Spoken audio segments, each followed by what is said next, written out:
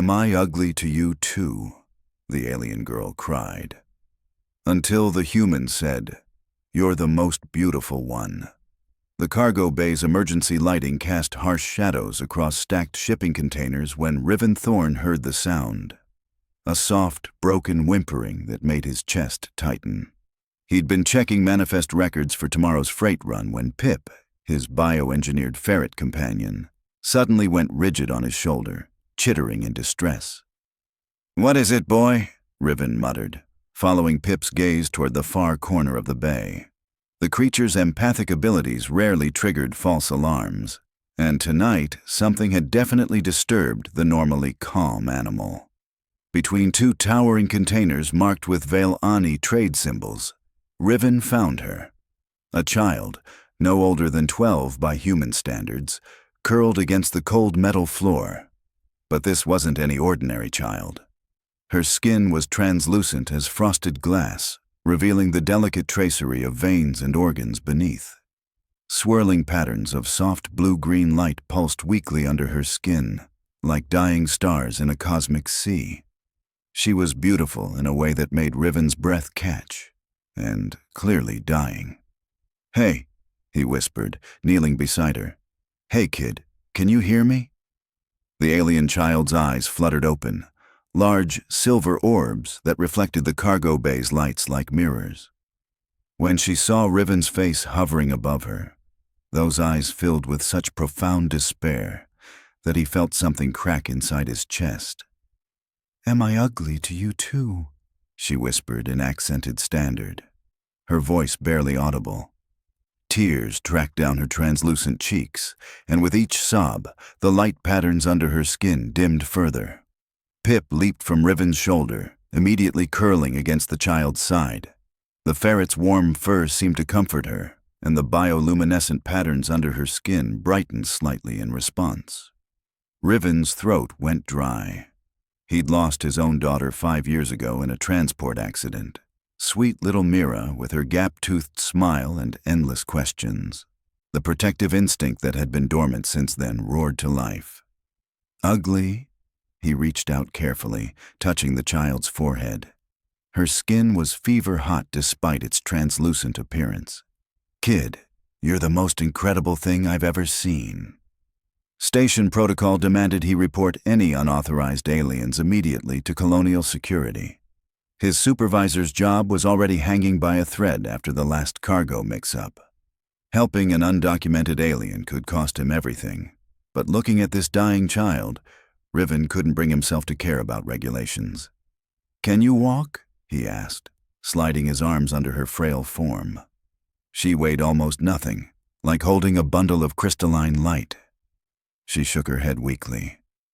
"Left my mother's ship. Couldn't stand the way they looked at me anymore." Riven's jaw clenched. Whatever they had done to make this beautiful creature believe she was ugly deserved a special kind of hell. He lifted her carefully, Pip scrambling to maintain contact with her glowing skin. "Well, you're with me now," he said, carrying her toward his quarters. "And the first thing we're going to do is get some food in you." His apartment was sparse. Just the essentials for a man who'd stopped caring about comfort years ago. But he had medical supplies and protein rations, and right now that was enough. As he settled the child on his couch, she stared up at him with those mirror-bright eyes. "I'm Zara," she whispered. "Riven," he replied, pulling out his emergency medical kit. "And this furry guy is Pip." Zara's translucent fingers touched Pip's soft fur, and the ferret purred, a sound that seemed to resonate through her glowing skin.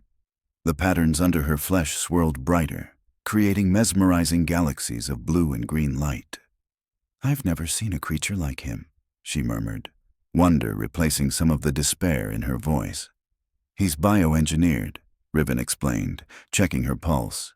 "Too fast, too weak. Bred for empathic abilities. He can sense emotions, help with anxiety and trauma recovery." As if understanding, Pip nuzzled closer to Zara, and her bioluminescence stabilized into steadier, calmer patterns.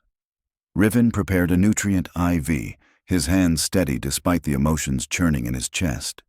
He'd done this before, not for aliens, but for Mira during her final weeks in the hospital. The muscle memory was still there, along with the crushing weight of helplessness. But this time was different. This time, he might actually be able to help. "The patterns under your skin," he said as he inserted the IV line with practiced gentleness, "they're responding to Pip's presence. Is that normal for your people?" Zara's expression crumpled. "My people think they're hideous. True Velani have crystalline skin, opaque and strong. My translucency is considered a deformity."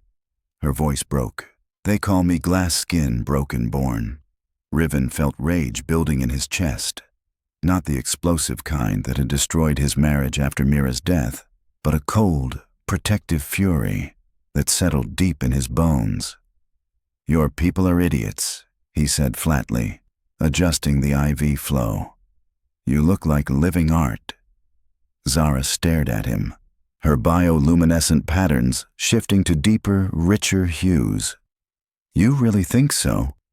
"Kid, I've worked cargo docks for 15 years. I've seen a lot of beautiful things pass through here. Rare crystals, exotic metals, artwork from a dozen worlds. None of them hold a candle to you." As the nutrients entered her system, color began returning to her translucent features. The patterns under her skin grew stronger, pulsing in rhythm with her heartbeat like a living aurora. Pip settled across her lap, and she stroked his fur with wonder. For the first time since he'd found her, Zara smiled, and when she did, her entire being seemed to glow with inner light. Riven felt something shift inside his chest, like a locked door finally opening after years of rust and neglect. Over the next few days, Riven learned more about Velani culture than he'd ever wanted to know. According to Zara, her people valued opacity above all other physical traits. Their traditional appearance featured skin like polished crystal, completely solid and reflective, designed to project strength and hide vulnerabilities. Zara's translucent skin was considered not just ugly, but shameful. It revealed everything: emotions, health, even thoughts seemed to flow in colored patterns beneath the surface. In a culture built on emotional control and privacy, she was a living contradiction. "My birth mother gave me away when I was 3, Zara explained one evening, curled on Riven's couch with Pip draped across her shoulders. The ferret had barely left her side since that first night. Said she couldn't bear to look at me anymore. Ambassador Lyra adopted me because it was her duty as my blood aunt, but even she..." The light patterns under her skin shifted to muted grays and blues. Colors Riven had learned indicated sadness. "Even she what?" he prompted gently, setting down a bowl of the protein soup he'd learned to prepare. Human food didn't agree with Velani physiology, but he'd managed to synthesize something nutritious from amino supplements. "She loves me," Zara said softly, "but she's ashamed of me too. I can see it in her expression when other Velani stare. She wishes I looked normal." Riven sat beside her, careful not to crowd her space. "Normal is overrated, kid. Trust me on that." As if sensing his emotional shift, Zara's patterns brightened with curiosity. "Were you normal before?" The question hit harder than expected. Riven found himself telling her about Mira, how his daughter had been born with a rare genetic condition that left her weak and dependent on medical technology, how the other kids at school had called her cyborg girl because of her mobility aids, how he'd fought endless battles with teachers, parents, and bureaucrats who saw her limitations instead of her brilliant mind. "She died when she was 7, he finished quietly. "Transport accident on the way to a medical appointment. My wife blamed me for not taking better routes, safer ships. She wasn't wrong." Zara's hand slipped into his, small, warm, with that incredible translucent quality that made her seem like she was made of living light. "She's wrong about it being your fault. Accidents just happen sometimes." The simple wisdom from this wounded child nearly broke him. Pip chirped softly, pressing against both of them as if trying to hold their small family together. Your daughter sounds beautiful, Zara added. Like she had light inside her, too. That night, after Zara had fallen asleep with Pip curled against her glowing skin, Riven discovered something extraordinary. The child's bioluminescence wasn't just decorative, it was functional. When his apartment's electrical system hiccuped, her skin patterns shifted to match the power fluctuations. She was unconsciously reading the electromagnetic fields around her. He was still processing this revelation when his door chimed. The visitor display showed a tall, elegant figure in formal Veilani diplomatic robes. Ambassador Lyra Keth Mori stood in his doorway like a pillar of controlled authority. Her skin was traditional crystalline, completely opaque, with a surface that reflected light like polished stone. Beautiful in a classical sense, but cold compared to Zara's living aurora. "I believe you have something that belongs to me," she said in precise, accented standard. "If you mean Zara, she's not a thing," Riven replied, not moving from the doorway. "And she came here on her own." Lyra's crystalline features remained impassive, but he caught a flicker of something. Surprise? Approval? In her silver eyes. "You are the cargo supervisor who has been caring for her. I'm the man who found her dying in my cargo bay because she'd rather risk death than face another day of being told she was ugly." That hit home. Lyra's composed mask slipped for just a moment, revealing genuine pain. "You do not understand our culture.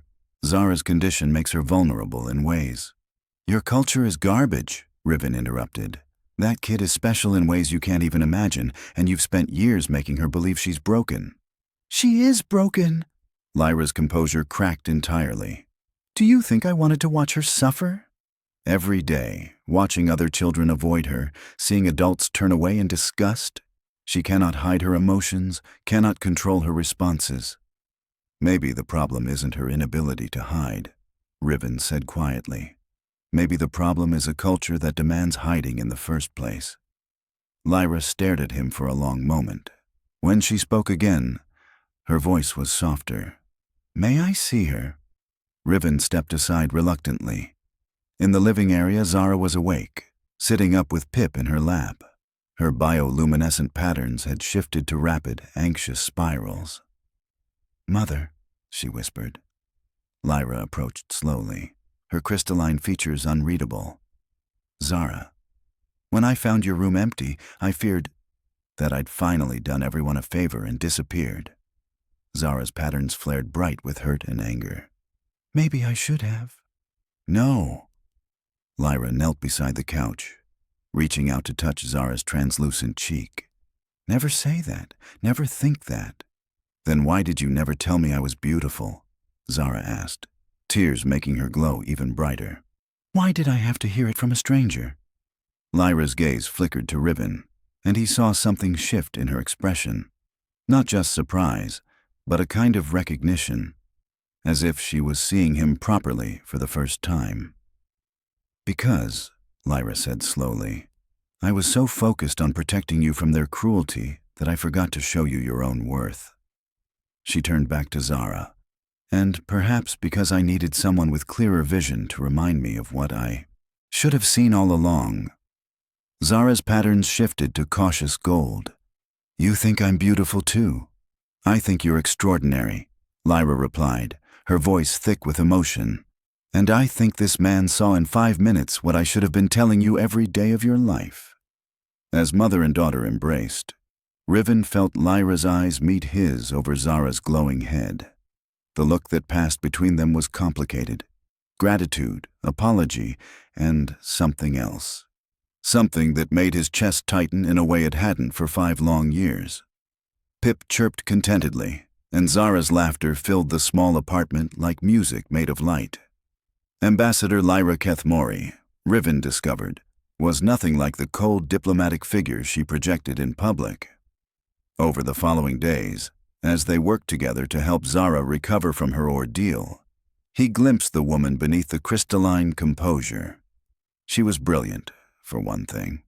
Her work involved complex interspecies trade negotiations that required understanding dozens of different cultural frameworks simultaneously.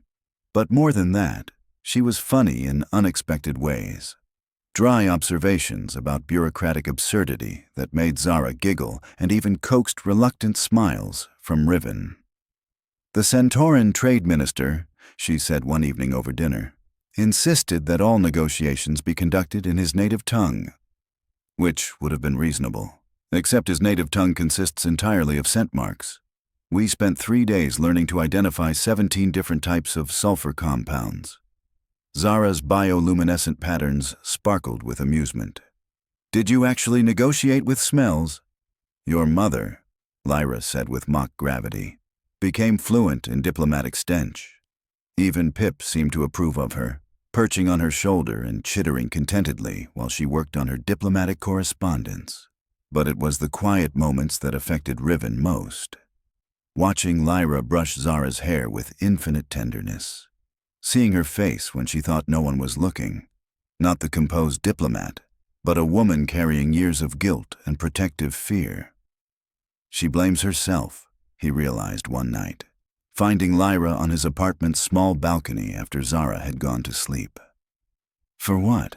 Lyra asked, though they both knew the answer. "For not protecting Zara from the world. For not being strong enough to change an entire culture single-handedly." Riven leaned against the railing beside her. "I know the feeling." "Your daughter," Lyra said softly. "Zara told me about her. Mira." The name still hurt to say.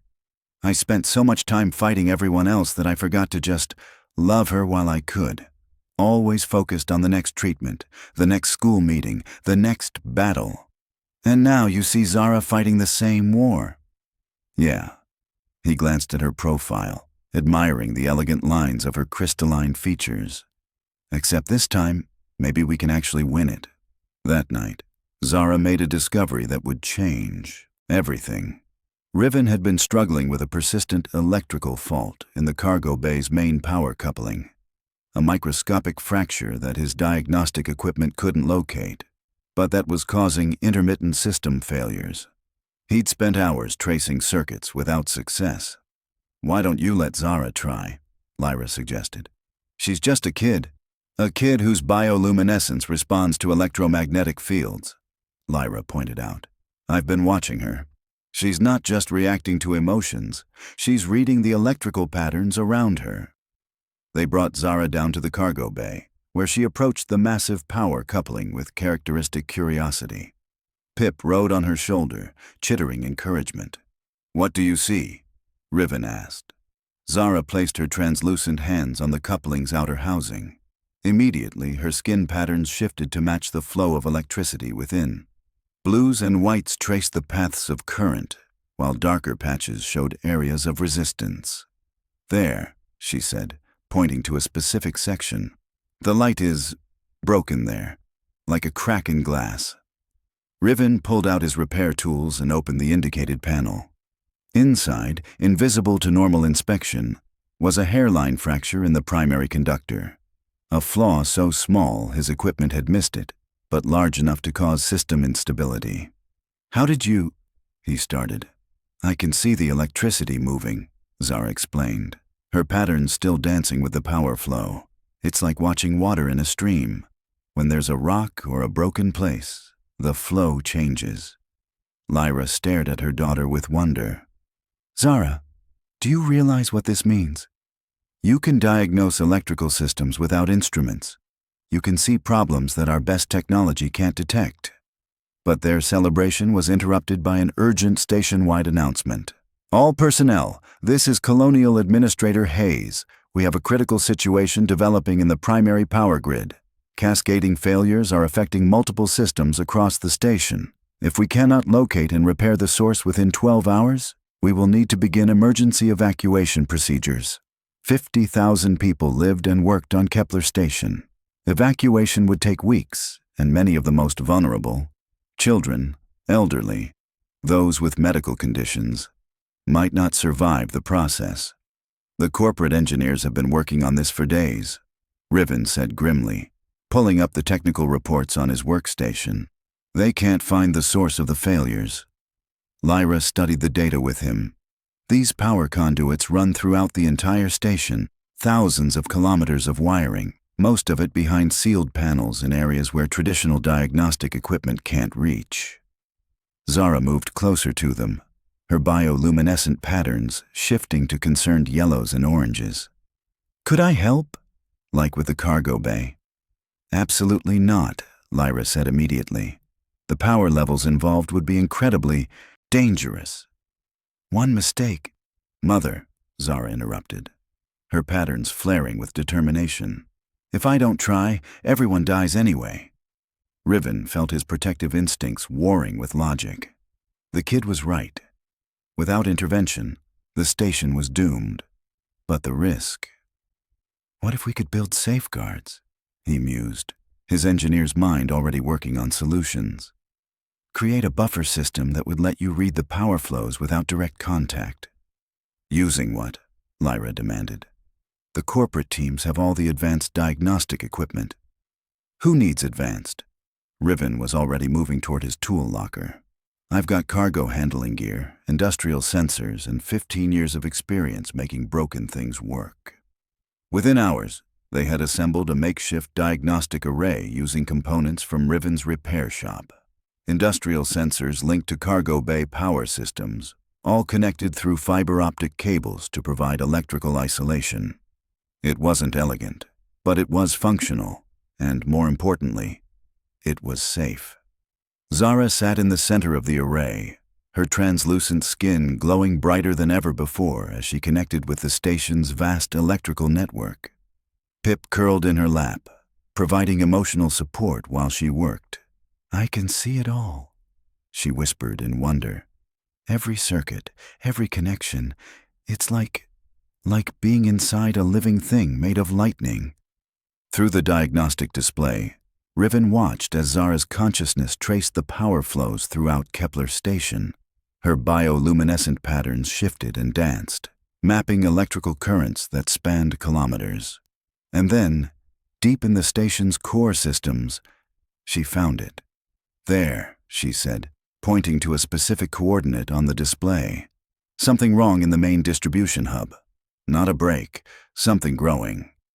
Lyra leaned over the readout, her crystalline features reflecting the display's glow. "Growing? What does that mean?" Riven felt a chill run down his spine as he recognized the signature. Crystalline buildup. Mineral deposits forming on the conducting surfaces, gradually restricting power flow. He looked up at them grimly. "It's not a fault. It's a slow-motion disaster that's been building for months." The corporate engineers had been looking for breaks and shorts. They'd never considered the possibility of gradual crystal growth corrupting the system from within. "Can it be fixed?" Lyra asked. Riven was already grabbing his tools. "Yeah, but we're going to need Zara to guide us to exactly the right spots. And we're going to have to do it while the power is still running, because if we shut down the grid now, we'll never get it back online." As they prepared for the most dangerous repair of his career, Riven caught Lyra watching him with an expression that made his heart race. Not just gratitude, something deeper. Something that felt like the beginning of hope. The journey to Kepler Station's power distribution hub felt like descending into the belly of a technological beast. Emergency lighting cast eerie shadows through maintenance corridors while the station's systems groaned and sparked around them. Riven led the way with his portable toolkit, while Lyra carried the modified sensors they'd need for the repair. Zara walked between them, her bioluminescent patterns providing their own source of light in the darkened passages. Pip rode on her shoulder, the ferret's empathic abilities keeping her calm as they navigated through areas where raw power hummed through the walls like caged lightning. "The crystalline buildup is concentrated in 3 main junction points," Zara reported, her translucent skin still dancing with the electrical patterns she'd mapped earlier. "But the worst damage is in the central hub. That's where the cascade failures are starting." They reached the hub's access portal to find a team of corporate engineers already there, their advanced diagnostic equipment spread across the corridor in expensive arrays. Supervisor Thorne, Chief Engineer Voss greeted him with barely concealed irritation. "I thought you were ordered to maintain cargo bay operations during the emergency." "The kid found your problem," Riven replied bluntly, indicating Zara. Crystalline deposits on the main conductors. Voss looked from Zara to their improvised equipment with obvious disdain. You're basing station-wide repairs on readings from a child in cargo bay equipment. This is precisely the kind of amateur interference we don't need. Your professional team has had days to solve this, Lyra interjected smoothly, her diplomatic training allowing her to be insulting while maintaining perfect politeness. Perhaps it's time to consider unconventional approaches. Before Voss could respond, another power surge raced through the station. The lights flickered, and somewhere in the distance, they could hear the emergency klaxons beginning to sound. The cascade failure was accelerating. We're running out of time, Riven said grimly. Every minute we waste arguing brings us closer to total system collapse. Zara stepped forward, her patterns shifting to determined golds and blues. I can show you exactly where the crystals are growing, but I need to get closer to the power source. Voss looked skeptical. Even if your readings are accurate, removing crystalline deposits from live power conduits requires precision equipment and extensive safety protocols. One mistake could kill everyone in this section. Then don't make any mistakes, Riven said, unsealing the hub's main access panel. Inside, kilometers of conduits and junction boxes created a maze of electrical pathways. The air itself seemed to crackle with dangerous energy. Lyra caught his arm. Riven, please. If something goes wrong, if we do nothing, everyone on this station dies, he reminded her gently, including Zara. She held his gaze for a moment, then nodded. What do you need me to do? They worked as a Team. Lyra operated the diagnostic sensors, reading Zara's bioluminescent patterns and translating them into specific coordinates for Riven. Zara herself sat cross-legged near the power hub. Her consciousness extended through the electrical network while Pip provided emotional grounding. Left junction box, third conduit from the top, Zara called out, her patterns flaring brighter. The crystals are thick there, blocking almost 30% of the flow. Riven carefully accessed the indicated conduit, using insulated tools to avoid electrocution. Inside, just as Zara had predicted, crystalline deposits had formed along the conductor surfaces like metallic coral. Incredible, Voss muttered, despite himself. My equipment showed minor fluctuations in that circuit, but nothing indicating physical obstruction. Because your equipment can't see what she sees, Riven replied, carefully scraping away the crystal buildup. Immediately, power flow improved and several warning lights on nearby panels shifted from red to yellow. They moved through the hub systematically, with Zara guiding them to each trouble spot. Her ability to visualize the entire electrical network made the work incredibly efficient. What should have taken days was accomplished in hours. But as they worked deeper into the system, the energy levels grew more dangerous. The final junction point was buried in the station's core, where raw power flowed at levels that could instantly kill an unprotected human. I can't get close enough, Riven admitted, staring at the final access point. The electromagnetic fields are too intense. Zara's patterns shifted to worried purples. But if we don't clear that junction, the other repairs won't matter.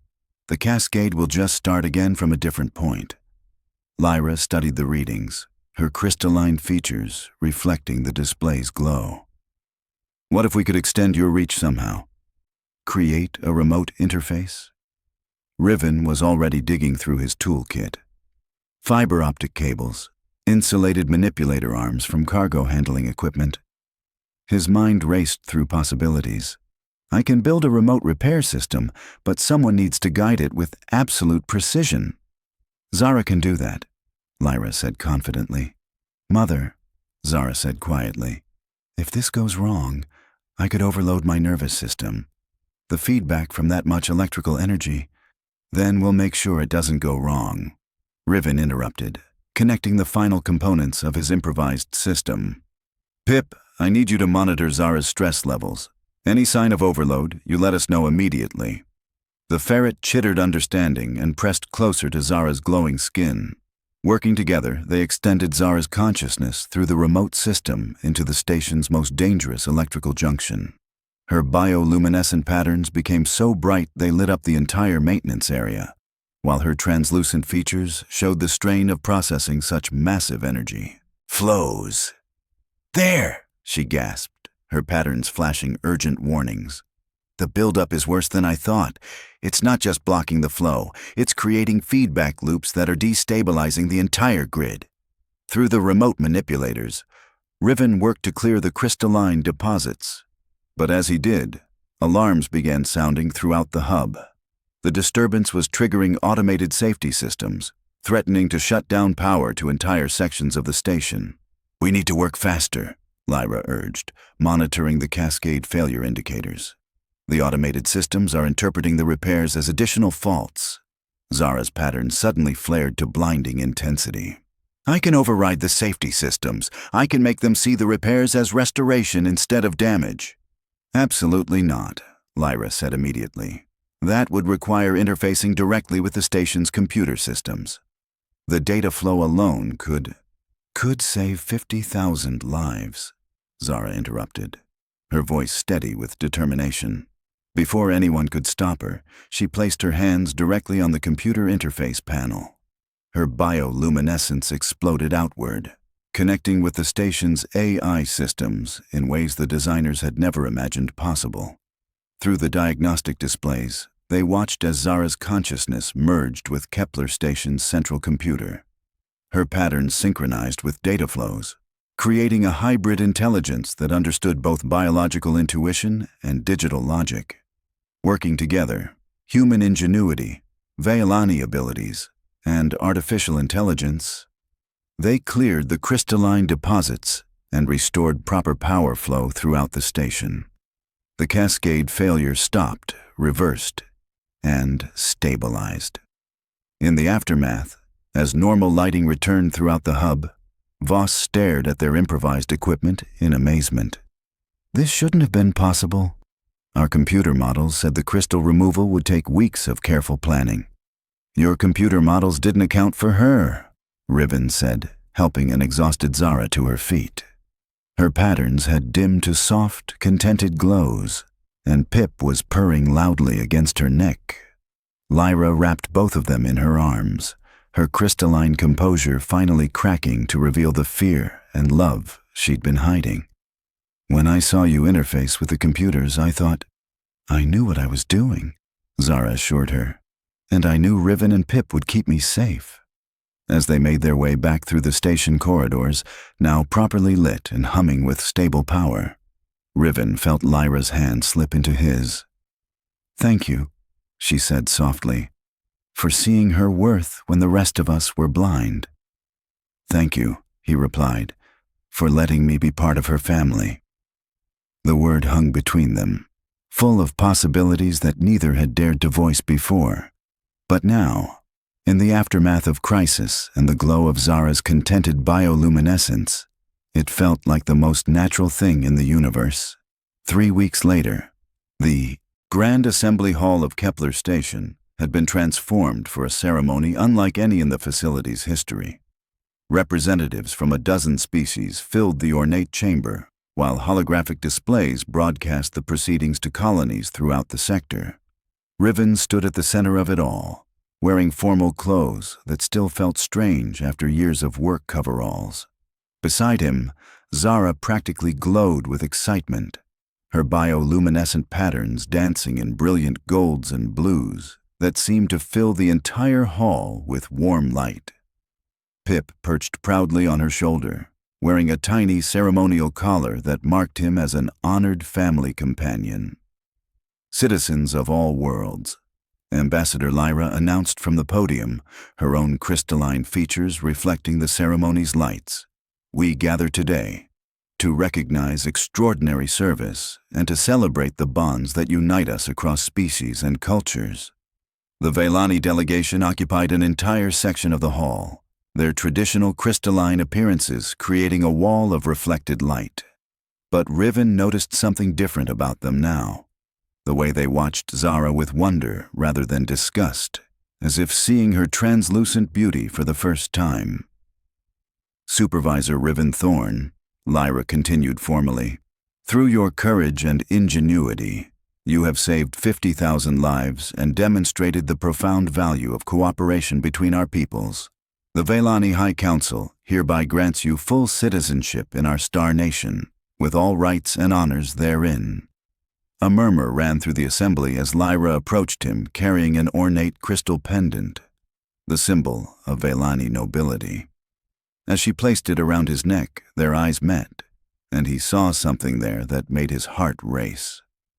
Additionally, Lyra announced, you are granted the title of Technical Innovation Specialist, with authority to establish new cooperative protocols between human and Velani engineering sciences. That means you get to teach other people how to work with kids like me, Zara whispered, her patterns sparkling with joy. The formal recognition was overwhelming, but what mattered most came next. Colonial Administrator Hayes stepped forward with legal documents that had required approval from 3 different star governments. By the authority granted by the Human Colonial Authority, the Velani High Council, and the Interspecies Adoption Treaty, I hereby formalize the family bond between Riven Thorne, Zara Keith-Mori, and Ambassador Lyra Keith-Mori. As he spoke, Zara moved to stand between Riven and Lyra, taking both their hands. Her bioluminescent patterns synchronized with their heartbeats, creating a living representation of their family bond. The human concept of adoption does not fully encompass what we are witnessing, the Velani delegate added. In our culture, Zara Keith-Mori has performed the ritual of light bonding, connecting her life energy with her chosen family. This bond is considered sacred and unbreakable. Riven felt tears stinging his eyes as he looked down at Zara. Is that what you want, kid? To be stuck with an old cargo supervisor forever? You're not old, Zara replied solemnly, then grinned. And besides, I need someone to help me fix things when they break. The laughter that followed was warm and genuine, carrying across species lines as easily as Zara's light. But the ceremony's most important moment came when Administrator Hayes addressed the broader implications of their success. The diagnostic techniques developed through this collaboration have already been implemented on 17 other stations and colonies. Preliminary reports indicate that similar crystalline deposits were affecting power grids throughout the sector, deposits that conventional equipment couldn't detect. Furthermore, the Velani delegate continued, young Zara's unique abilities have led to breakthrough discoveries in bioelectrical interface technology. The medical applications alone could revolutionize treatment for neurological conditions across multiple species. Riven squeezed Zara's hand proudly. The kid who had been told she was broken was already helping thousands of others. Most importantly, Lyra said, stepping forward to address the assembly directly, this collaboration challenges us to reconsider what we value in our citizens. Diversity of ability, rather than conformity to narrow standards, may be our greatest strength. She paused, looking directly at the Velani delegation. Effective immediately, the High Council is establishing new educational protocols that celebrate rather than stigmatize our bioluminescent citizens. What we once considered deformities, we now recognize as gifts.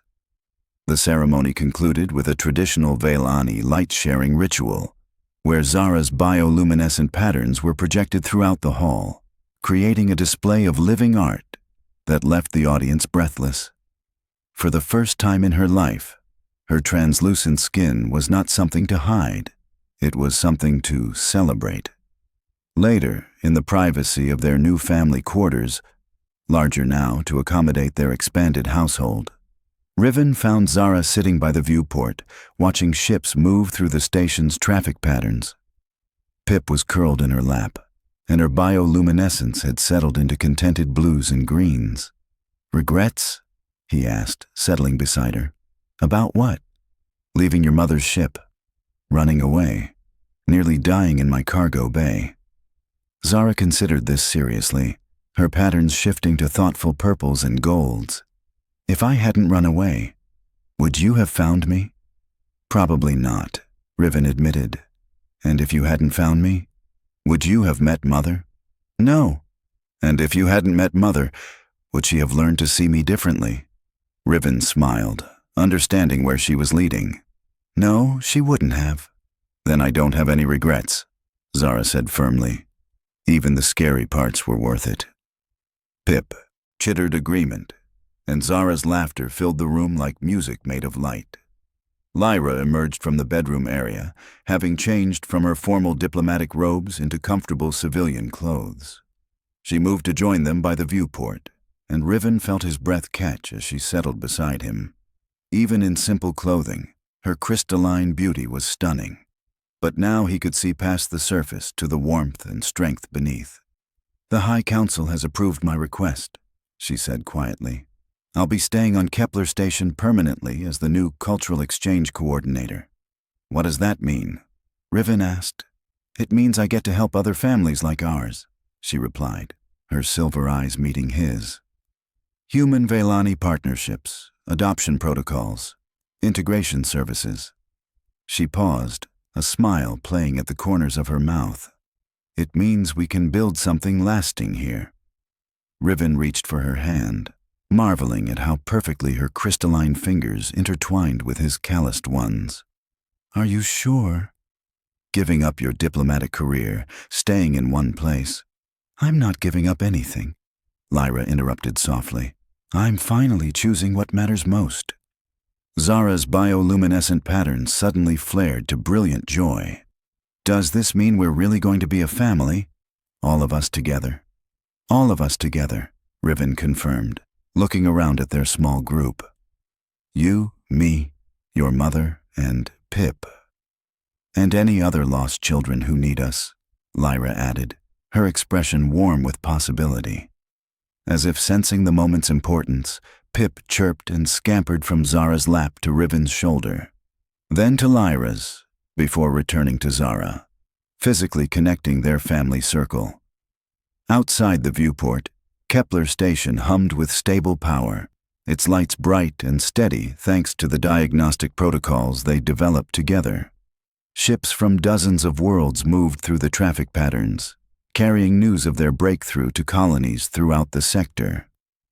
"You know," Zara said thoughtfully, "I never understood why the other Velani called me glass skin like it was a bad thing." "Why not?" Riven asked. Her patterns shifted to confident golds and blues. "Because glass isn't weak. It's transparent. It lets light through so other people can see it." She looked up at him with those incredible silver eyes. "That's what you taught me." "I'm not broken. I'm just built to let my light shine." Riven felt his throat tighten with emotion. "Yeah, kid. You definitely are. Besides," Zara continued with a grin, "now I know the truth. I am beautiful, because the most important people in the universe told me so." Lyra leaned over to kiss the top of her daughter's head, her crystalline features soft with love. "You are the most beautiful one, darling. Inside and out." As night fell over Kepler Station, their small family settled together by the viewport. Zara's bioluminescence provided a gentle glow that reflected off Lyra's crystalline skin and warmed Riven's weathered features. Pip curled contentedly across all their laps, purring with the satisfaction of a creature whose empathic abilities confirmed what they all felt. They were home. In the distance, other stations and colonies were already implementing their diagnostic protocols, while medical centers prepared to study the implications of bioelectrical interface technology. Children across the galaxy who had been told they were different, broken, or ugly would soon discover that their unique abilities might be gifts instead of curses. But for now, in their quiet family quarters, the universe had narrowed to just the four of them. A cargo supervisor who had learned to love again, a diplomat who had chosen personal happiness over professional ambition, a child who had discovered her own worth, and a bioengineered ferret who had helped bind them all together. "Am I ugly to you too?" Zara had asked that first night, broken and dying in a cargo bay. Now she knew the answer would always be the same: "You're the most beautiful one." And in the soft glow of her bioluminescent happiness, surrounded by the family who saw her true worth, Zara finally believed it.